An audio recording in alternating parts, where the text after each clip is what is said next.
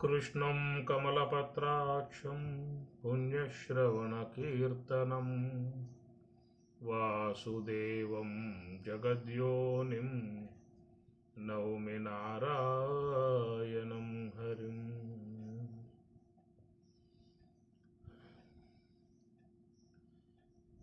సర్వోపనిషదో గావ దోగ్ధా గోపాలనందనః పార్థో వత్స సుధీర్భోక్తా దుగ్ధం గీతామృతం మహత్తు దుగ్ధం గీతామృతం మహత్తు.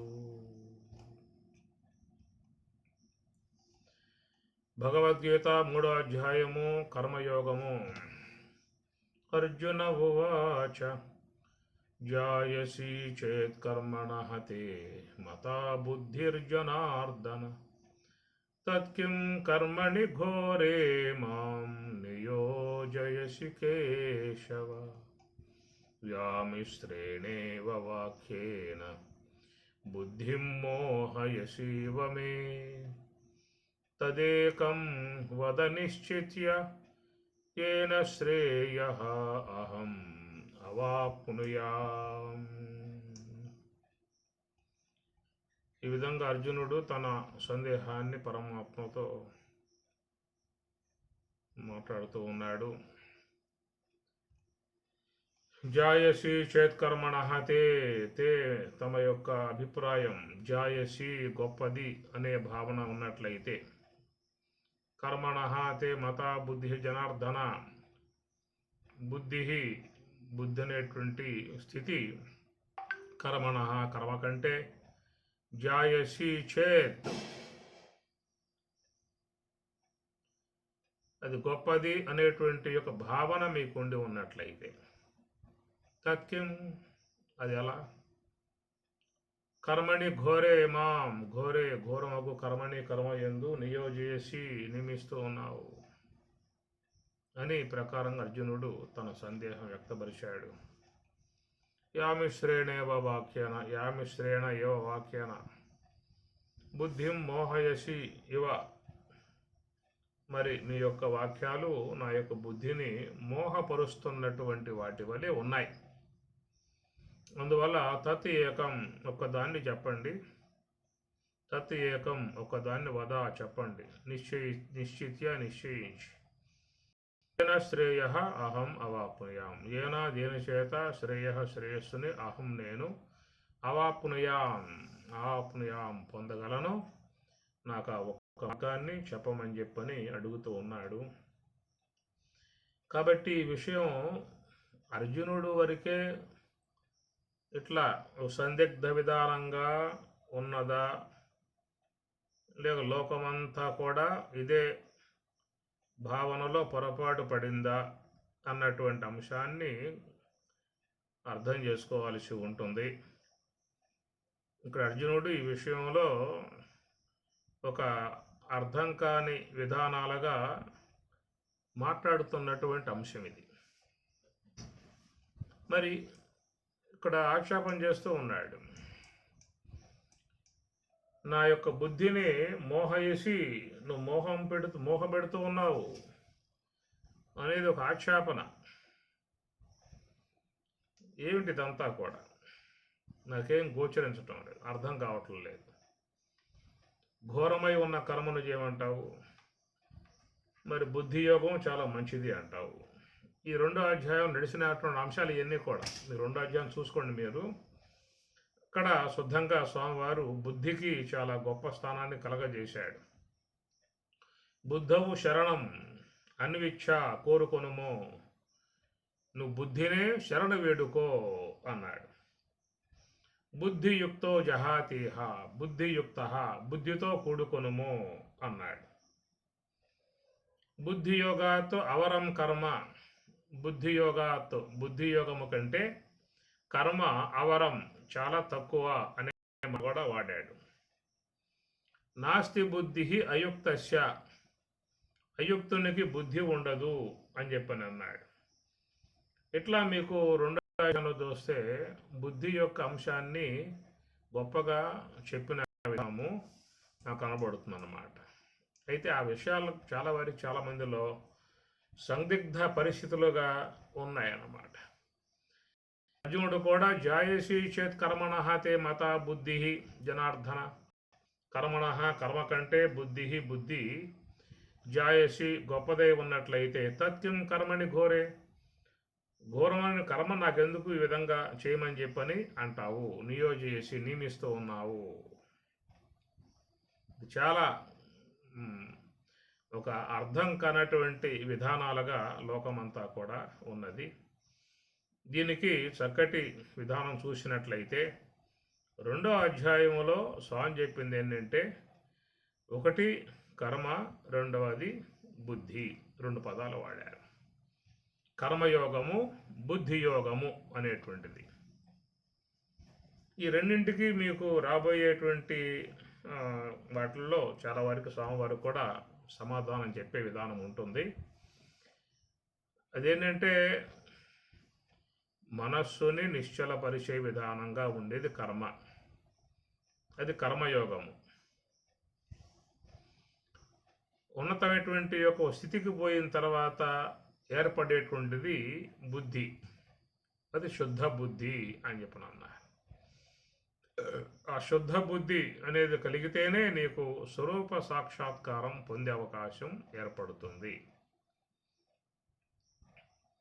అందువల్ల చూస్తే భగవద్గీత అనేటువంటిది ప్రధానంగా చెప్పే మాట కర్మయోగము అన్నారు.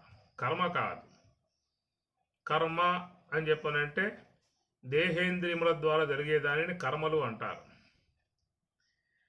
కరచరణాదులతో దేహ అవయవాలతో చేసేటువంటి యొక్క వాట్లను కర్మలు, ఇంద్రియ కర్మలు, ప్రాణ కర్మలు, దేహ కర్మలు, ఇంకా చూస్తే నిత్య కర్మలు, నైమిత్తిక కర్మలు, పుణ్యకర్మలు, పాపకర్మలు, శాస్త్ర విహిత కర్మలు, శాస్త్ర నిషిద్ధ కర్మలు, ఇట్లా నానా రకాలుగా ఉన్నటువంటి మనం వింటూ ఉంటాము. అందువల్ల ఇవన్నీ కూడా కర్మలు, దేహముతోనూ ఇంద్రియాలతోనూ కరచరణాదులతోనూ జరిగేటువంటివన్నీ కూడా కర్మలు. లోకంలో అందరూ ఇవి ఆచరిస్తూనే ఉన్నారు. ఇంకా వీటి గురించి చెప్పాల్సిన అవసరం ఏముంది? ఇంకా స్వతసిద్ధముగా లోకములు అందరూ కూడా ఈ కర్మలు, దేహేంద్రియ సంఘాత కర్మలన్నీ కూడా అందరూ లోకంలో ఆచరిస్తూ ఉన్న విధానం కాబట్టి ఇంకా ప్రత్యేకంగా చెప్పాల్సిన అవసరం లేదు. స్వామి చెప్పింది ఏంటంటే కర్మ అనేటువంటిది ఏంటంటే నివృత్తి సంబంధమై ఉన్న కర్మది, ప్రవృత్తి సంబంధమై ఉన్న కర్మ కాదు. కర్మ అనేటువంటి మాట రెండుకి వస్తుంది. ప్రవృత్తి కర్మ, నివృత్తి కర్మ రెండు వస్తాయి. కాబట్టి ప్రవృత్తి సంబంధమై ఉన్న కర్మలు అనేటువంటి స్వతసిద్ధముగా అందరూ కూడా జీవితంలో ఆచరిస్తున్నారు. ప్రకృతి పరంగా వచ్చిన కర్మలు అవన్నీ కూడా సహజ సిద్ధముగా స్వాభావికముగా వచ్చినటువంటి కర్మలు అవి జరుగుతూ ఉన్నాయి. అయితే స్వతసిద్ధముగా సహజ సిద్ధముగా ప్రకృతి పరంగా ఏ కర్మలైతే మనం ఇంద్రియాలు కరచరణాదుల ద్వారా చేస్తూ ఉన్నామో ఆ చేసేటువంటి కర్మల యొక్క సంబంధమై ఉన్నటువంటి విషయాలు ధర్మశాస్త్రాలు బోధిస్తూ ఉన్నాయి. ధర్మశాస్త్రాలు బోధించేటువంటి అంశం ఏంటంటే ఈ దేహముతో ఇంద్రియాలతో చేసే కర్మలు ఏవైతే ఉన్నాయో వాటి విధానంలో మరి ఇట్లాగా చేయకూడదు, అట్లా చేయాలి, ఇది చూడకూడదు, అది చూడాలి, ఇది వినకూడదు, అది వినాలి, ఇది తినకూడదు, అది తినాలి, ఇట్లా పోకూడదు, అట్లా పోవాలి, ఇవన్నీ కూడా ఇంద్రియ దేహ వ్యవహారాల సంబంధమై ఉన్నటువంటి వాటిలో ధర్మశాస్త్రాలు ఉన్నాయి, అవి బోధిస్తూ ఉన్నాయి. భగవద్గీత అనేది ముక్తి శాస్త్రం, మోక్ష సంబంధమై ఉన్నటువంటి. భగవద్గీతే భవద్వేషిని. భవ అంటే పుట్టుక, ఈ పుట్టుక లేకుండా చేసేటువంటి సంబంధమై ఉన్న కర్మ పరమాత్మ బోధించేటువంటిది భగవద్గీతలో. మధ్యే మహాభారతే అన్నారు. మహాభారతం యొక్క మధ్యలో ఇది నవనీతములాగా ఉందన్నారు. భారతం అనేటువంటి యొక్క పెరుగును చిలకగా దాంట్లో నుంచి వెలువడ్డటువంటి నవనీతం సారవంతమై ఉన్నటువంటిది భగవద్గీత అన్నారు. అందువల్ల మానవతా సంబంధమై ఉన్న ఇలువలతో కూడి ఉన్నటువంటి యొక్క విషయాలను బోధించడానికి ధర్మశాస్త్రాలు ఉన్నాయి. వాటితో పాటు భారతం పంచమ వేదము అన్నారు. దాంట్లో అనేక ధర్మాలు అనేటువంటివి వస్తూ ఉంటాయి.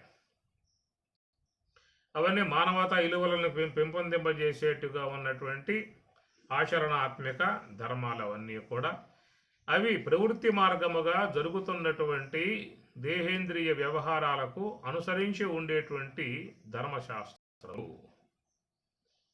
అయితే ఇక్కడ భగవద్గీత అనేది ఏంటి అంటే భవద్వేషిని భవసాగరం దాటింపజేసేది భగవద్గీత. దీంట్లో ప్రధానముగా వచ్చేటువంటిది ఏంటంటే నివృత్తి మార్గ సంబంధమై ఉన్న కర్మ, ప్రవృత్తి మార్గ సంబంధమై ఉన్న కర్మ. ఇది నివృత్తి మార్గ సంబంధమై ఉన్న కర్మ. రెండు కర్మలే. దాన్ని ప్రవృత్తి కర్మలు అన్నారు, నివృత్తి కర్మ అన్నారు. ఇది గమనించుకోవాల్సిన అంశము. కాబట్టి భగవద్గీతలో మీకు ఏకవచనమే వాడబడుతుంది ఎక్కడ పడ్డా కర్మ విషయంలో. కర్మణి ఏవ అధికారహతే మా ఫలేషు కదాచన. కర్మణి ఏవ సప్తమి వ్యక్తి ఏకవచనం. అది కర్మ ఏంది అధికారం ఉన్నది, కర్మల ఎందు అని చెప్పి అనలేదు. కర్మణి ఏకవచనం. అది కర్మణి ఏవ అధికార, కర్మ చేయుట ఏందే నీకు అధికారం ఉన్నది. మా ఫలేషు, ఈ ఫలేషు అనేది సప్తమి భక్తి బహువచనం. ఫలేషు ఫలముల యందు మా నీకు అధికారం లేదు, మా వద్దు, ఇట్లా. అందుచేత ఎక్కడ చూసినట్లయితే పరమాత్మ బోధించింది నేమి నివృత్తి మార్గ సంబంధమై ఉన్నటువంటి కర్మ. కాబట్టి మనస్సుని హంస యొక్క ఆశ్రయంలో ఉంచి బ్రహ్మము యొక్క అనుభవాన్ని పొందటానికి చేసేటువంటి యొక్క సాధనాంశమే కర్మ. ఈ కర్మను ఆచరిస్తూ ఉన్నప్పుడు అనగా మనస్సుని శ్వాసను జోడించి ధ్యాన మార్గంలో ప్రయాణం చేసే విధానంగా ఉన్నప్పుడు లోన ఉన్నటువంటి అంతఃకరణం ఈ ధ్యానం ద్వారా పరిశుద్ధమవుతుంది. అంతఃకరణముకు మనస్సుని కడిగి వేసే పని ఈ ధ్యానం. ఇటు నివృత్తి సంబంధమై ఉన్న ద్వారా మనసులో ఉన్న మాలిన్యం కడుక్కోవాలి తప్ప ఇంకా దాన్ని మన ప్రవృత్తి సంబంధమై ఉన్న కర్మలతో కడిగే అవకాశాలు ఏమైనా ఉన్నాయా? ప్రవృత్తి సంబంధమై ఉన్న వ్యవహారములో కర్మలు చేయటం వల్ల మనసులో ఇంకా అలాంటి కర్మ సంబంధమై ఉన్నటువంటి సంస్కారాలు ప్రవేశించి ఇంకా కలుషితం కావటం ఇలాంటిది అవుతుందే తప్ప కలుషిత రహితమై ఉన్న విధానం ఏంటి అంటే ఒక్క నివృత్తి మార్గ సంబంధమై ఉన్న కర్మ. ఎందుకంటే ఈ నివృత్తి మార్గ సంబంధమై ఉన్న కర్మ ఏంటంటే ఇది భగవంతునికి సమీపముగా చేసేటువంటి ప్రక్రియ. సర్వవ్యాపకమై ఉన్నటువంటి స్వరూపముగా చెబుతూ ఉన్నాం. ఇంద్రియ అగోచరుడు, నామరూపరహితుడు, సచ్చిదానంద స్వరూపుడు, సర్వవ్యాపకుడు అంటున్నాం. కాబట్టి అట్టి ఆ భగవంతునికి సమీపముగా తీసుకుపోయేటువంటి కర్మ ఏదైనా ఉందా అంటే దాన్ని నివృత్తి కర్మ అని చెప్పుకోవాలి. ఈ ప్రకారమై ఉన్న నివృత్తి కర్మ అనేది దేని ద్వారా ఏర్పడుతుంది అంటే ఒక హంస యొక్క ఆశ్రయం ద్వారానే ఏర్పడుతుంది. ప్రవృత్తి సంబంధమై ఉన్న కర్మ దేని ద్వారా ఏర్పడుతుంది అని చెప్పనంటే ఇంద్రియముల యొక్క ఆశ్రయం ద్వారానే సాధ్యమవుతుంది. కనుక ప్రవృత్తి విధానములో పోవాలనే అపేక్ష ఉన్న వాళ్ళు ఇంద్రియముల ఆశ్రయములో ఉండి బయటకు పోవాల్సి ఉంటుంది. లోన ఉన్నటువంటి జీవుడికి ఏం తెలియదు కనుక వాడు ఏమైనా తెలుసుకోవాలనేటువంటి ఉద్దేశం ఉన్నట్లయితే ఇంద్రియాల ఆశ్రయం ద్వారా బయటకు పోయి బయట ఉన్నటువంటి వాటిని తెలుసుకునే అవకాశం ఏర్పడుతుంది. కాబట్టి బయటికి పోవటానికి అవకాశముగా ఇంద్రియాలు ఉన్నాయి, లోనికి పోవటానికి అవకాశముగా హంస ఉన్నది. అందువల్ల మహాత్ముల్ని పరమహంసలు అని పదం వాడారు. ఇట్లా మా మనస్సు అనేది నివృత్తి మార్గముగా ప్రయాణం చేయడానికి ఒక హంస శ్వాస మార్గమే దానికి సాధ్యమవుతుంది. అసలు నివృత్తి అనేది ఎందుకు ఆ పదం మనం వాడాము అనేది చూసినట్లయితే, నివృత్తి అంటే వృత్తిరహితం కావటమే నివృత్తి అని అర్థం. అయితే ఆ వృత్తి అన్నప్పుడు వృత్తులు మొత్తం 5 రకాలు అన్నారు. 5 రకాలలో మనం ఇక్కడ 3 గ్రహించుకోవచ్చు. ఒకటి ఇంద్రియాలతో సంబంధం పడి విషయాల్లోకి పోయే విధానం ఒక వృత్తి. అట్లనే సంస్కారములతో సంబంధం పడి ఆలోచన రూపాలుగా బయటకు పోవటం ఒక వృత్తి. లేదా అజ్ఞానంతో సంబంధం పడి నిద్ర అనే దాంట్లో పోవటం ఒక వృత్తి. నిద్రా వృత్తి అన్నారు దాన్ని. సంస్కారాల సంబంధమై ఉన్న ఆలోచన వృత్తి అన్నారు. ఇంద్రియాల సంబంధముతో విషయాలని ఆస్వాదించే ఇంద్రియ సంబంధ వృత్తులు అన్నారు. ఈ మనసు అనేది ఈ మూడింట్లలో ఏదో ఒక దాంతో సంబంధం పడి ఉంటుంది. ఎప్పుడు ఇంద్రియాలతో సంబంధం పడి విషయాలు తెలుసుకోవటమో, లేదా సంస్కారములతో సంబంధం పడి ఆలోచన ప్రవాహంలో పోవటమో, లేదా అజ్ఞానంతో సంబంధం పడి నిద్రా సంబంధ వృత్తిలోకి పోవటం. ఇలాగా మనస్సు ఏం చేస్తుందని చెప్పానంటే, ఈ 3 గుణాలతో సంబంధం పడుతూ ఉన్నది. ఇంద్రియాలతో సంబంధం పడి విషయాల్లోకి పోవటం సాత్విక వృత్తి. సంస్కారములతో సంబంధం పడి ఆలోచనలు చేసే విధానం రజోగుణ వృత్తి. అజ్ఞానముతో సంబంధం పడి నిద్ర అనే దాంట్లో పోవటం తామసిక వృత్తి. సాత్విక, రాజసిక, తామసిక. కనుక ఈ 3 వృత్తులు మనస్సుకి ఎప్పుడు ఉండే విధానమే. ఇవి లేకుండా లేవు, 3 ఉంటాయన్నమాట. ఈ 3 లేకపోవటం అన్ని నివృత్తి అన్నారు. ఈ మూడింటి సంబంధము లేకుండా మనస్సుకి రావాలని చెప్పానంటే అక్కడ శ్వాసతో అనుసంధానం చేశారు. నీకు శ్వాసతో అనుసంధానం కలిగినప్పుడు మరి ఇంద్రియాలతో వ్యవహారం ఉండదు, సంస్కార సంబంధమై ఉన్నటువంటి ఆలోచనలు ఉండవు, అజ్ఞాన సంబంధమైన నిద్ర ఉండదు. అది ధ్యానం అనే దాంట్లో పోతే నివృత్తి అనే విధానం ఎందుకు వాడామంటే అక్కడ ఇంద్రియ సంబంధం లేదు, వాసనలతో సంబంధ ఆలోచన లేదు, అజ్ఞాన సంబంధ నిద్ర అనేది లేదు. ఈ 3 లేకపోవటమే నివృత్తి అనే మాటకు అర్థం.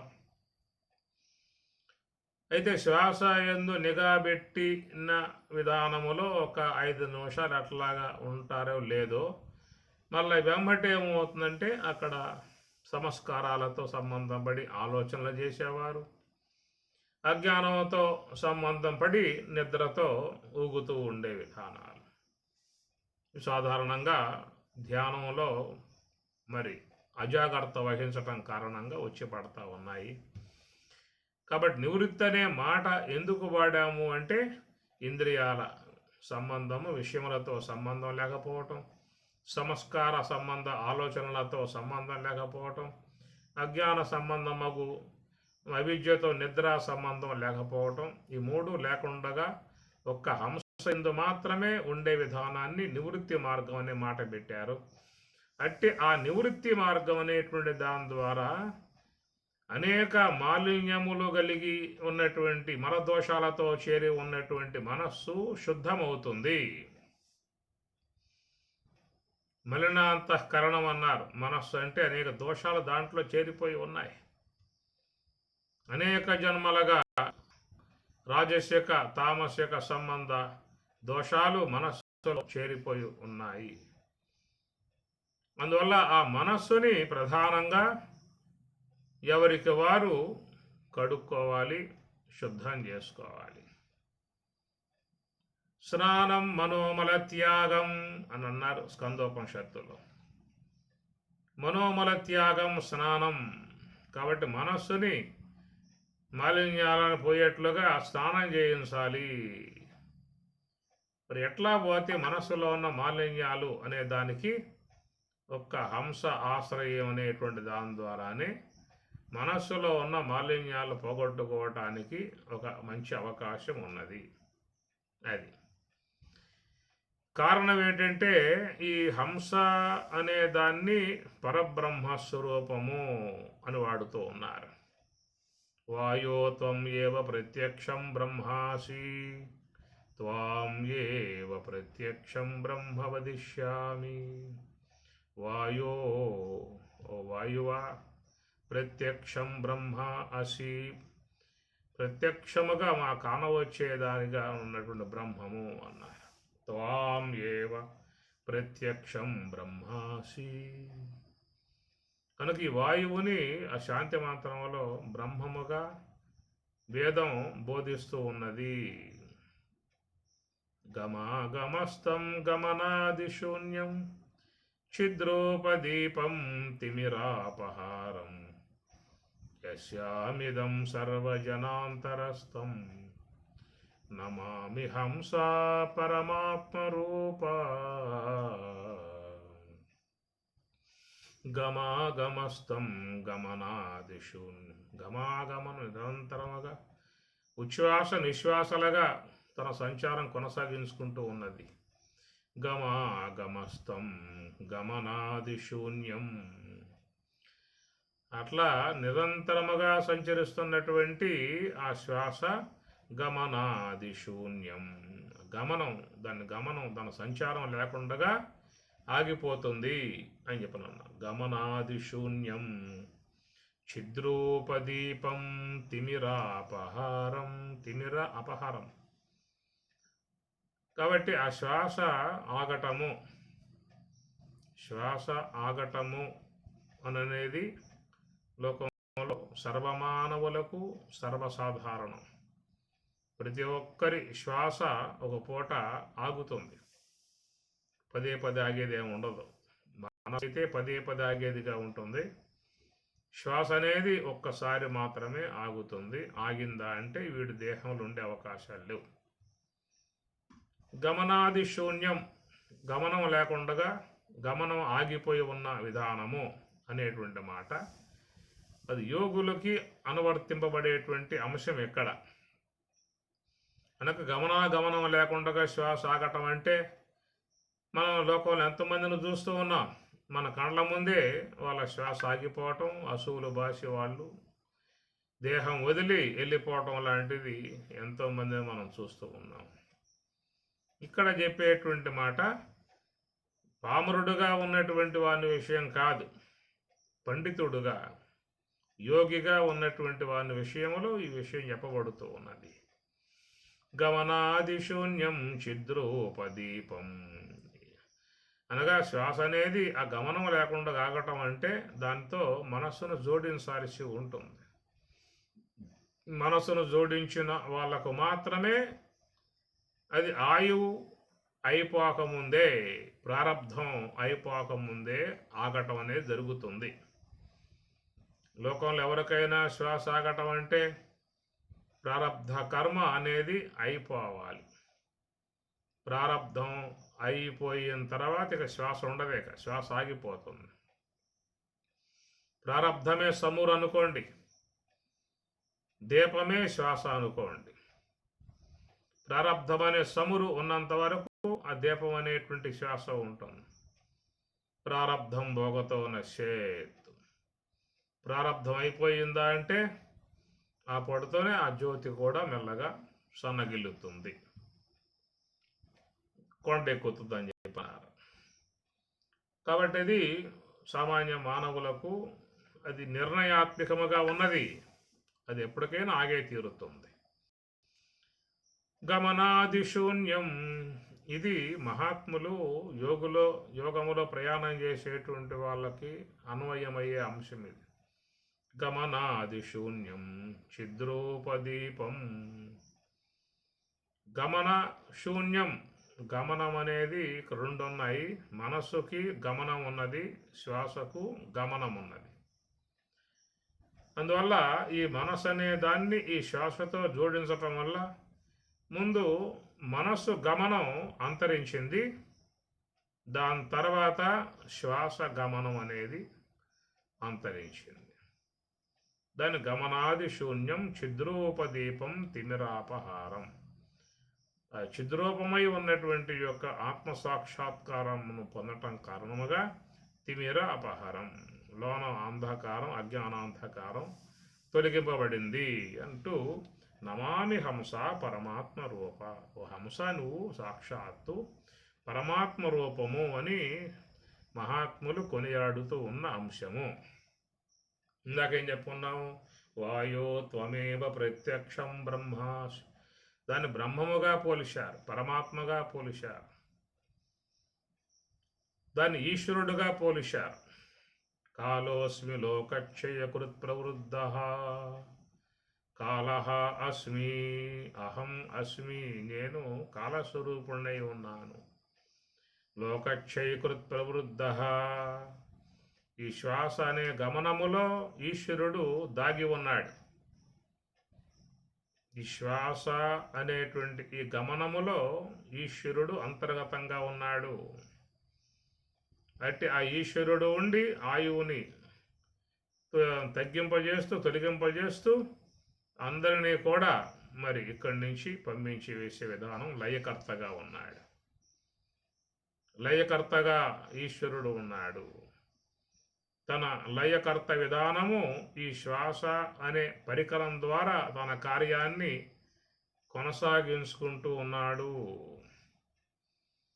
ఏ సర్వేశ్వరుడైతే మహాకాలుడుగా పిలుస్తూ ఉన్నారో, మహాకాలుడుగా పిలువబడేటువంటి సర్వేశ్వరుడు శ్వాస యొక్క అంతరాలలో ఆయన గారు దాగి ఉన్నాడు. ఉండి మానవుల యొక్క ఆయువుని రోజు రోజుకి తరిగింపజేస్తూ వారిని అవసాన దశ తీసుకుపోతూ అని ఆయన మృత్యువుగా ఉన్నాడు. అమృతం చైవ మృత్యుశ్చ అహం అస్మి. నేను అమృతమునై ఉన్నాను, నేను మృత్యువునై ఉన్నాను అన్నాడు. అంటే నివృత్తి మార్గ విధానంగా పోయేటువంటి వారికి ఆయన అమృత స్వరూపుడు. ప్రవృత్తి మార్గం వైపుకు పోయేటువంటి వారికి వాళ్ళకి ఆయన కాలస్వరూపుడై మృత్యువుని దర్శింపజేస్తూ ఉన్నాడు.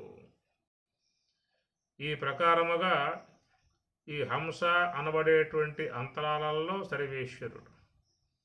ఈ శ్వాసయే పరబ్రహ్మము, శబల బ్రహ్మము, పరమాత్మ రూప, సాక్షాత్ పరమాత్మ రూపము అని ఇట్లా జ్ఞానులు పొగుడుతున్న అంశం, కీర్తిస్తున్న అంశం, కొనియాడుతున్న అంశం.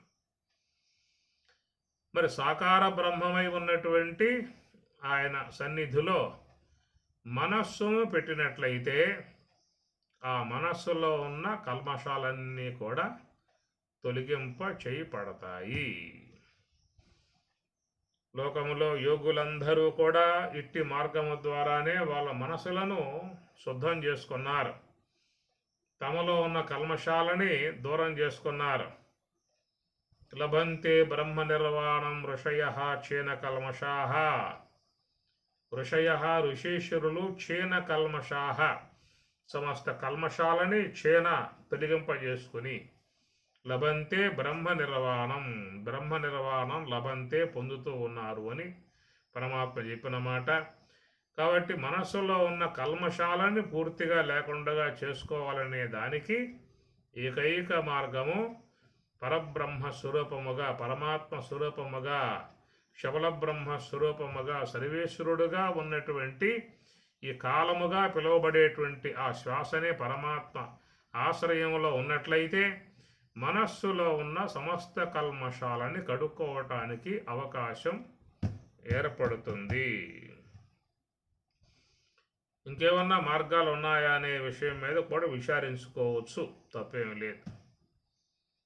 కానీ ఇక్కడ మరి సాధకులై ఉన్నటువంటి పూజ్య మహాత్ములందరూ కూడా ఆ శ్వాస యొక్క గొప్పతనాన్ని గురించి వాళ్ళు కొనియాడుతూ ఉన్నారంటే దాంట్లో ఎంత దివ్యత్వం ఉన్నదో మనం అర్థం చేసుకోవచ్చు. హంసా సోహం హంసా సోహం హంసా సోహం సోహం ఇతి ఖేలతి పిండాండే భగవాన్ ఖేలతి పిండాండే అని సదాశివ బ్రహ్మేంద్ర స్వాముల వారు ఖేలతి పిండాండే. పిండాండే అంటే ఈ శరీరం అనేటువంటి పిండాండములో సర్వేశ్వరుడు భగవంతుడు ఖేలతి సంచరిస్తూ ఉన్నాడు అన్నాడు. ఎట్లా ఆ సంచారము అంటే హంసా సోహం హంసా సోహం హంసా సోహం సోహం ఇది. అందువల్ల హంస సోహం హంస సోహం. ఈ శ్వాస, ఈ ఊపిరి ఇదే హంస, ఇదే సోహం. అది బయటకు సంచరించే విధానముగా ప్రవృత్తి మార్గంలో పోయే విధానంగా ఉన్నంతకాలం హంస. ఏనాడైతే మనస్సు అంతర్ముఖము చేయబడి ఇంద్రియాల నుండి సంస్కారాల నుంచి వేరు చేసి నిశ్చలపరచి నివృత్తి మార్గం వైపుకు ప్రయాణింపజేస్తూ ఉన్నామో ఆ చేసేటువంటి విధానములో ఆ హంస అనబడేదే సోహం అని పిలువబడుతుంది. సోహం అంటే సహా ప్లస్ అహం. సహా అంటే ఆ విశ్వవ్యాపకమై ఉన్నటువంటి ఆ బ్రహ్మమే ఈ శరీరము యొక్క లోపల పంచకోశాల అంతరాలలో ఉన్నటువంటి చేతనం ప్రత్యేగాత్మ. సహా అహం సహా అహం. విశ్వ బ్రహ్మాండమంతా వ్యాపకమై ఉన్నటువంటి ఆ బ్రహ్మమే ఈ యొక్క దేహం అనేటువంటి పంచకోశముల యొక్క అంతరాలలో ఉన్నటువంటి ఆత్మ. కాబట్టి సహా అహం అనేటువంటి ఒక సోహము యొక్క అంశం మనకి ధ్యానం ద్వారా వెలువడుతుంది. ధ్యాన విధానము లేకుండా ఇంద్రియ వ్యాపారములుగా వ్యవహార విధానాలుగా ఉన్నటువంటి వారికి శ్వాస అనేది హంసగా ఉంటుంది. హంసహ అంటే హం సహ. హం అంటే హన హింసా గత్యవసాదనేషు. హన అంటే సంపటం. హన హింస అంటే హింసింపజేయటం. గతి అవసాదనం అంటే చిట్ట చివరి అంతిమ యాత్రకు దగ్గరగా లాక్కుపోయే విధానం. హన హింస గతి హన అంటే సంపటం. రోజు కూడా అనేక శ్వాసలుగా తగ్గిపోవటం కారణముగా మనిషి చనిపోతూ ఉన్నాడు. ఈ తుది శ్వాస వదిలాడు అంటే పూర్తిగా మృత్యువు యొక్క ద్వారంలోకి ప్రవేశించటం అవుతుంది. ఈ ప్రకారముగా హంసగా ఉన్నటువంటి దానములో అది కాలస్వరూపుడై ఆయువుని తరిగింపజేసే విధానముగా ఉన్నటువంటి అంశం. అదే నివృత్తి విధానం. మనస్సుని సంకల్పాల నుంచి వేరు చేసి హంస యొక్క ఆశ్రయం ద్వారా నివృత్తి విధానం చేసినప్పుడు వాళ్ళకి అది ఆ హంసయే సోహం అనేది అవుతుంది. కాబట్టి హంసా సోహం హంసా సోహం హంసా సోహం సోహం గీతి ఖేలతి పిండాండే భగవాన్ ఖేలతి పిండాండే. భగవాన్ సర్వేశ్వరుడే భగవంతుడే ఖేలతి ఆయన ఆడుకుంటూ ఉన్నాడట. పిండాండే ఈ దేహమునందు సోహముగా ఆయన సంచారం చేస్తూ ఆడుకుంటూ ఉన్నాడట. రమిస్తూ ఉన్నాడట బ్రహ్మమునందు. ఇది మహాత్ముల యొక్క భావం.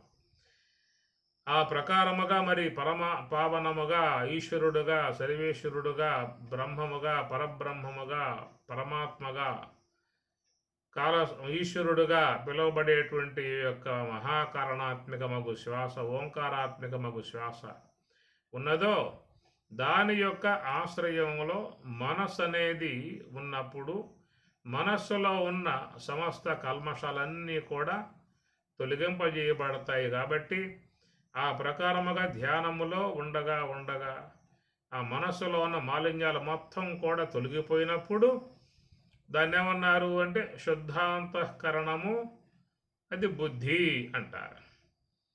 కాబట్టి అది ఆ మనస్సు అనేది బుద్ధిగా పరిణమించింది. కల్మషాల నుంచి విడబడి అది బుద్ధిగా పరిణమించింది. అందువల్ల ఆ బుద్ధి స్థితి రావాలని చెప్పనంటే కర్మను ఆచరించాలి. కర్మను ఆచరించాలంటే దేహేంద్రియ సంఘాత కర్మలు కాదు, మనస్సు హంస యొక్క ఆశ్రయములో ఉండుట అనే కర్మ ఆచరించాలి. కాబట్టి ఈ ప్రకారం మనకు 2వ అధ్యాయంలో స్వామి చెప్పింది ఈ కోణం. అందుచేత కర్మయోగం అనబడేటువంటి యొక్క అంశాన్ని 2వ అధ్యాయంలో మీకు చక్కగా ఆయన చెప్పుకొచ్చాడు. బుద్ధౌ శరణం అనివిచ్చ బుద్ధియుక్తో జహాతీహ నాస్తి బుద్ధి అయుక్తస్య. ఈ పదాలన్నీ మీకు 2వ అధ్యాయంలో వస్తాయి. ఆ పదాలు విన్నటువంటి యొక్క అర్జునుడి యొక్క విధానం ఏంటంటే, నువ్వు బుద్ధి గొప్పదని చెప్పి అంటున్నావు కదా, కాబట్టి దాంట్లోనే ఉంటాను, నాకు ఈ కర్మ ఎందుకు అనేటువంటి విధానం. నీకు అది ఎట్లా వస్తుంది? నువ్వు కర్మను ఆచరిస్తే కదా అది ఇచ్చేది నీకు. కర్మయోగాన్ని శీలిస్తే పరిపక్వ విధానంలో నీ మనస్సంతా కూడా కల్మషాల నుంచి ఎడబడి శుద్ధమవుతుంది. కాబట్టి ఆ శుద్ధాంతఃకరణముగా ఉన్నటువంటి భాగాన్ని బుద్ధి అన్నారు. అలాగా ఆ బుద్ధి అనేటువంటిది ఏంటంటే బుద్ధి గ్రాహ్యం. 6వ అధ్యాయంలో వస్తుంది మాట. బుద్ధి గ్రాహ్యం అంటే ఆ బుద్ధికి మాత్రమే స్వరూప అనుభవము కలిగే అవకాశం ఏర్పడుతుందిగా చెప్తున్నమాట పరం. బుద్ధి గ్రాహ్యం అతీంద్రియం, ఇంద్రియాలకు తెలియబడవయ్యా. బుద్ధి గ్రాహ్యం ఒక బుద్ధికి మాత్రమే తెలియబడేదిగా ఉందని పరమాత్మ చెబుతున్నమాట. అట్లనే మీకు చూస్తే మరి 6వ అధ్యాయములో వచ్చే మాట, దదామి బుద్ధి యోగం తం ఏన మాం ఉపయాంతితే. ఏన దేని చేత మాము నన్ను ఉపయాంతి పొందగలవో స్వరూపానుభవాన్ని పొందటానికి యోగ్యమై ఉన్నటువంటి బుద్ధి యోగం నీకు ప్రసాదిస్తున్నాను. దదామి 10వ అధ్యాయంలో వస్తుంది మాట. దదామి నీకు ఇస్తూ ఉన్నాను, బుద్ధి యోగాన్ని ఇస్తున్నాను అనే మాటలు ఇవన్నీ మీరు గమనించినట్లయితే మరి పరమాత్మ చెప్పేటువంటి దాంట్లో క్లారిటీ శుద్ధంగా ఉన్నది. అర్థం చేసుకోవటంలో పొరపడ్డాము అంటే ఇట్లాగే ఉంటాం చివరికి. అందువల్ల మోక్ష సంబంధమై ఉన్నటువంటి అంశముగా ఏ భగవద్గీత యొక్క సందేశం ఉన్నదో అది శుద్ధంగా పరమాత్మ బోధిస్తూ ఉన్నాడు. ఏమిటంటే, అయ్యా నీ మనస్సు ప్రవృత్తి మార్గంలో పోతా ఉన్నది. ఈ ప్రవృత్తి మార్గంగా పోయేటువంటి మనస్సుతో నీవు ఎప్పుడూ కూడా స్వరూప స్థితిని పొందే అవకాశం నీకు కలిగే అవకాశం లేదు. ఎంతవరకైనా నీకు ప్రపంచం యొక్క సంబంధ అనుభవం కలుగుతుందే కానీ స్వరూప అనుభవం కలిగే అవకాశం లేదు ఈ ప్రవృత్తి విధానంగా పోయినంతకాలం. అందువల్ల పరమాత్మ అంటూ ఉన్నాడు, సర్వద్వారాన్ని సంయమ్య, అన్ని ద్వారాలు మూసేయి అని చెప్పి అంటాడు. సం నియమ్య ఇంద్రియ గ్రామం, సం నియమ్య, సం బాగుగా నియమ్య నియమించు, ఇంద్రియ గ్రామం ఇంద్రియ సముదాయం నియమించు అనే మాటలు మనకు కనపడుతున్నాయి భగవద్గీతలో. కాబట్టి ఈ ప్రకారముగా చూసినట్లయితే ప్రవృత్తి మార్గం ద్వారా నీవు నీ స్వరూప అనుభవ స్థితిని పొందే అవకాశం లేదు, నివృత్తి మార్గం ద్వారానే సాధ్యమవుతుంది అనేటువంటి విధానం అన్నమాట. ఇట్లా చాలా అంశాలలో స్వామివారు ఇదే విషయ ప్రతిపాదన చేసుకుంటూ పోతారు. భగవద్గీతలో చాలా వరకు ఈ శ్లోకాలు అవన్నీ ఇట్లాగే వస్తాయి. అసంశయం, అసంశయాత్మ యోగ, అసంయతాత్మనా యోగ దుష్ప్రాపయతి మేమతి. ఎవరైతే సంయమనం చేయరో మనస్సుని వారు స్వరూపానుభవాన్ని పొందటం దుష్ప్రాప, సాధ్యం కాదనేటువంటిది అన్నాడు.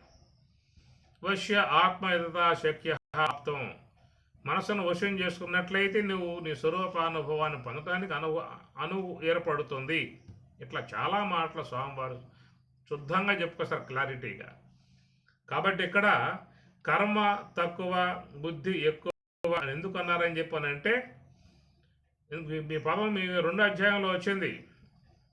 అవరం కర్మ బుద్ధి యోగాత్ అవరం కర్మ అన్నాడు. బుద్ధి యోగాత్, బుద్ధి యోగము కంటే కర్మ అవరం. అవరం అంటే తక్కువ. అంటే ఏమిటి? ఈ తక్కువ నీచము ఎన్ని మాటలు దాంట్లో వస్తాయి. ఎందుకంటే కర్మయోగం అనేటువంటి యొక్క విధానం మనస్సు హంస యొక్క ఆశ్రయంలో పెట్టి ఉండే విధానం అంతా కూడా చాలా శ్రమతో కూడి ఉన్న విధానం, ఇబ్బంది పడేటువంటి పరిస్థితి.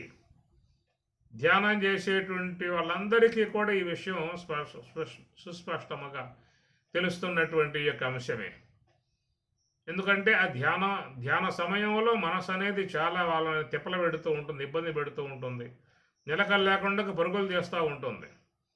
అందువల్ల అది చాలా క్లిష్ట సాధ్యమై ఉన్నటువంటి యొక్క అంశం అన్నమాట, శ్రమతో కూడి ఉన్నటువంటి యొక్క అంశం.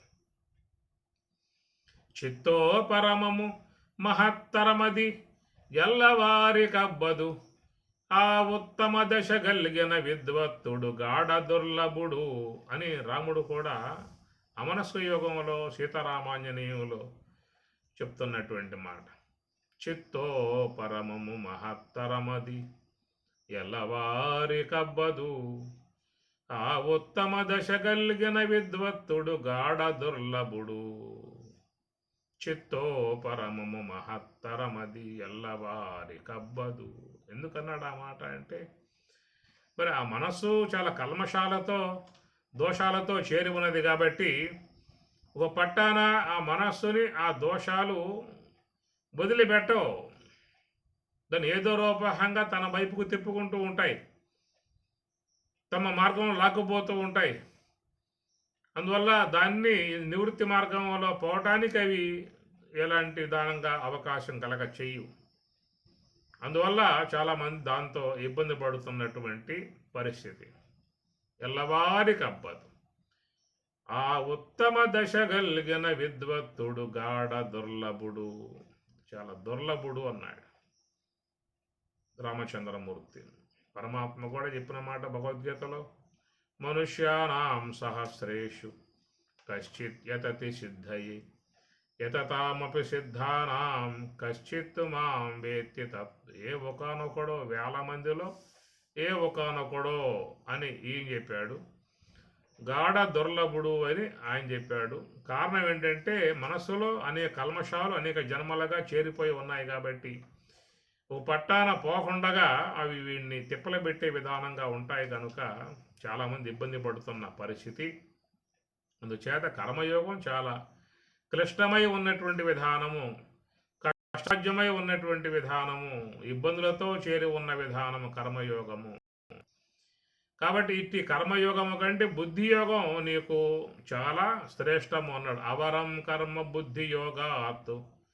అవరం కర్మ బుద్ధి యోగము కంటే కర్మ అవరం తక్కువ అంటాం. కారణం ఏంటంటే ఎవరైతే మనస్సుని చక్కగా శుద్ధం చేసుకుని మలినాంతకరణమును శుద్ధాంతకరణముగా బుద్ధిగా మార్చుకొని యోగ సమాధి యొక్క అంశులలో యోగ సమాధి యొక్క సన్నిధిగా దగ్గరగా చేరిపోయి ఉన్నటువంటి వారిది అది బుద్ధి యోగం అవుతుంది. ఎప్పుడైతే మనసు అనేది కల్మషాల నుంచి బయటపడి నిశ్చలమై శుద్ధమై నిర్మలమై అంతర్ముఖమై నిశ్చల యోగ సమాధి స్థాయికి వెళ్ళిపోతుందో అక్కడ ఉన్న దాన్ని బుద్ధి అంటారు, అది బుద్ధి యోగము అంటారు. అంటే ఆ స్థితిని సంపాదించుకోవాలనే మాటగా స్వామివారు బుద్ధవు శరణం అన్విచ, అలాంటి అశుద్ధాంకరణ బుద్ధినే శరణు వేడు, ఆ స్థితిని సంపాదించుకో. బుద్ధియుక్తో జహాతి, అట్టి బుద్ధితో నువ్వు కూడుకుని ఉండుము. అది వస్తుంది, ధ్యానం ద్వారా అది అందరికీ కూడా వస్తుంది. అయితే ముందెత్తులో కొంత వాళ్ళు ఇబ్బంది పడాల్సిన పరిస్థితి కూడా ఉంటుంది. ఇది విధానం, ముఖ్యంగా విధి విధానముగా స్వామివారు మనకు ఇచ్చినటువంటి యొక్క 2వ అధ్యాయంలో సందేశము. కర్మయోగానికి బుద్ధి యోగానికి ఉన్నటువంటి వ్యత్యాస విధానము. కర్మయోగమును ఆచరించందే నీకు బుద్ధి యోగము వచ్చే అవకాశము లేదు. అందులో కర్మని ఏవ అధికార అని, కర్మ ఎందే అధికారం ఉన్నది. మా ఫలేషు కదాచన, ఫలములపై అపేక్ష పెంచుకోమాక, మనో సంబంధమై ఉన్న ఆలోచనలలో మునిగిపోమాక అనేటువంటి అర్థం అన్నమాట. యదా దీపో నివాతస్థో నేంగతే సోపమా స్మృతా యోగినో యతచిత్తస్య యుంజతో యోగమాత్మన. యదా దీపో, ధ్యానము చేసేటువంటి వారి యొక్క చిత్తం ఎట్లా ఉంటుందని చెప్పనంటే గాలి లేని చోట దీపం నిశ్చలముగా ఉన్నట్లుగా యోగుల యొక్క మనస్సు కూడా ఆ ప్రకారంగా ధ్యానములో నిశ్చలముగా ఉండే విధానము అంటాయి. ఇవన్నీ మీకు భగవత్ 2వ అధ్యాయంలో చాలా చెప్పుకొచ్చారు. కాబట్టి ఈ ప్రకారముగా కర్మయోగాన్ని ఆచరించాలి, బుద్ధి యోగాన్ని సాధించుకోవాలి. కానీ ఇక్కడ ఎట్లా ఉంది పరిస్థితి అని చెప్పానంటే, జాయసి చేత్ కర్మణ తే మత బుద్ధి జనార్దన కృష్ణ. కర్మణ నువ్వు చెప్పే కర్మ కంటే బుద్ధి చాలా గొప్పదై ఉన్నట్లయితే తత్కిం అదెందువల్ల కర్మని ఘోరముకు కర్మ ఎందు నన్ను ప్రవేశింపజేస్తున్నావే అనేటువంటి విధానం మొరబెట్టుకుంటూ ఉన్నాడు. మరి ఇక్కడ క్లారిటీ ఎట్లా ఉన్నట్లు చెప్పండి. శుద్ధంగా 2వ అధ్యాయంలో నువ్వు చేసేటువంటి యొక్క నివృత్తి మార్గం ద్వారా ఆ కర్మయోగము ద్వారా నీకు బుద్ధి యోగం వస్తుంది, శుద్ధాంతకరణ ఏర్పడుతుంది. ఆ శుద్ధాంతకరణముకు బుద్ధే నీకు భగవంతుని దగ్గరగా తీసుకుపోయి ఎదుగుతుంది. మనస్సు ప్రపంచం వద్దకు తీసుకుపోతుంది. సాకారంచ నిరాకారంచ. కనుక రెండున్నాయి వస్తువులు, సాకారం నిరాకారం, సగుణం నిర్గుణం, ప్రపంచము పరమాత్మ. ప్రపంచము యొక్క సన్నిధికి తీసుకుపోయేది మనస్సు, పరమాత్మ యొక్క సన్నిధికి తీసుకుపోయేది బుద్ధి. బుద్ధి శుద్ధాంతకరణం బుద్ధి. కనుక భగవంతుడు బ్రహ్మము శుద్ధ స్వరూప, శుద్ధ బ్రహ్మ పరాత్పర రామ. అట్టి ఆ శుద్ధ బ్రహ్మమై ఉన్నటువంటి ఆ చేతనములోకి అశుద్ధాంతఃకరణం ప్రవేశించడానికి అవకాశం ఉన్నదా? కనుక అశుద్ధమై ఉన్న అంతఃకరణం శుద్ధం కావాలి. ఆ శుద్ధం కావాలంటే ధ్యాన ప్రక్రియ స్వామివారు గీతలో మంచిగా చెప్పుకొచ్చారు. అది కాబట్టి ఆ ప్రకారముగా ఇది క్రమములో ఉన్నటువంటి అంశము. మొదటిది కర్మయోగము, రెండవది బుద్ధి యోగము. ఈ ప్రకారంగా ఉన్నటువంటి అంశం. కానీ లోకములో చాలామంది విధానం చూసినట్లయితే మరి జ్ఞానానికి ప్రాముఖ్యత ఇస్తూ ఉన్నారు, కర్మయోగాన్ని పక్కన పెట్టేశారు, పూర్తిగా పెట్టేశారు. మాకెందుకు ఈ కర్మయోగము అని పక్కన పెట్టేశారు. మేము శాస్త్రాధ్యయనం చేయటం ద్వారా, ఆత్మానాత్మ విచారణ చేయటం ద్వారా, మరి ఈ రెండు కూడా వీరు చేసి మేము అధ్యయనం ద్వారా తెలుసుకున్నాం. ఈ పంచకోశాలు నేను కాదు, స్థూల దేహం, సూక్ష్మదేహం, కారణదేహం నేను కావు, 20 తత్వాలు గల ఇంద్రియ వ్యవహారం నేను కాదు, నాది కాదు అనే విధానముగా శాస్త్రాన్ని ముందు పెట్టుకుని పరిశీలన చేసి అన్నింటికంటే విలక్షణముగా ఉన్నటువంటి ఆత్మయే నేను అనేటువంటి విధానముకు ఒక అవగాహన పెంపొందింపజేసుకుని దాని ద్వారా అహం బ్రహ్మాస్మి అనేటువంటి భావనకు వచ్చేశారు. అహం బ్రహ్మాస్మి, అహం బ్రహ్మాస్మి అనుకుంటూ అట్లాగా ఉండిపోయారు. ఇక వాళ్ళు ఏమంటారంటే, ఇక మాకు యోగముతో పనే ఉన్నది, ఆ యోగం మాకెందుకు, దాని ద్వారా మాకు వచ్చే ప్రయోజనం ఏమిటి, ఈ ప్రకారముగా మా జ్ఞానం ద్వారానే స్వరూప అనుభవం కలిగింది, స్వరూప అవగాహన కలిగింది అనేటువంటి విధానంగా ఉన్నటువంటి వారై సాధన అంశాన్ని పూర్తిగా పక్కన పెట్టేశారు. కేవలం శాస్త్ర చర్చ, శ్రవణం వీటి ద్వారానే ఈ పంచకోశ వివేకం కలిగి విచారణ చేసుకుని అన్నింటికంటే విలక్షణముగా ఉన్నటువంటి యొక్క ఆత్మయే నేననేటువంటి భావన వరకు మాత్రమే ఆగిపోయి ఉన్నారే తప్ప వారు ఈ యొక్క యోగమును శీలించడానికి వాళ్ళు రావటం లేదు. ఎందుకంటే మేము బ్రహ్మమై ఉన్నాము అనేటువంటి యొక్క భావంలో ఉండిపోయి ఈ యోగాన్ని పూర్తిగా దూరంగా పెట్టేసేసారు. మాకు యోగముతో పని లేదు అని చెప్పిన విధానంగా. కాబట్టి ఇక్కడ పరమాత్మ చెప్పుకొస్తున్న మాట ఏంటంటే, నువ్వు ధ్యానం అనేటువంటి యొక్క కర్మయోగాన్ని ఆచరిస్తే దాని ద్వారా నీలో ఉన్న కల్మషాలన్నీ కూడా తొలగింపబడతాయి. ఆ కల్మషాలు తొలగింపబడితే నీలో చక్కగా స్వరూప స్థితి పొందే అవకాశం నీకు ఏర్పడుతుంది. ఇది కేవలం ఇది మనకి సాధనారూపకంగా వచ్చిన అనుభవము, అక్కడ శ్రవణం ద్వారా వచ్చినటువంటి అవగాహన అంశం వరకు మాత్రమే ఉండిపోయే వాళ్ళు సాధనా అంశాన్ని పూర్తిగా పక్కన పెట్టేశారు. దానివల్ల ఏమవుతుందని చెప్పని లోన ఉన్నటువంటి కల్మషాలు అట్లాగే ఉండిపోవడం జరుగుతుంది. అట్లాగే ఉండిపోవడం జరుగుతుంది. లోన ఉన్న మూలా విద్య, స్వరూపాచ్ఛాదనం మూలా విద్య అట్లాగే ఉంటుంది.